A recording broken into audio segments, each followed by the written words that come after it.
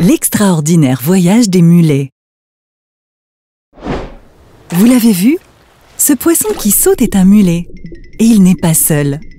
Les mulets nagent en groupe pour se protéger des prédateurs et on croise souvent de grands bancs le long des côtes.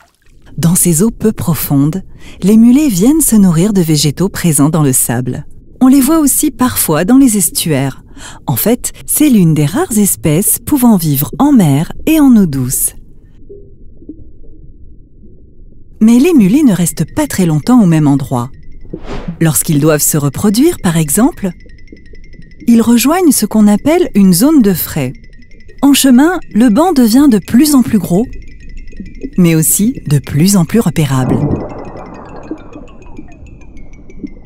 Et c'est un problème. Puisque les mulets se reproduisent dans une immense étendue d'eau, ils doivent être très nombreux pour que la fécondation ait lieu.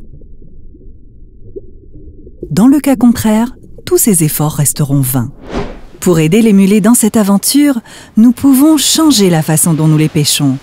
Si nous permettons aux mulets de se reproduire tranquillement, ils pourront encore, pendant très longtemps, peupler nos mers.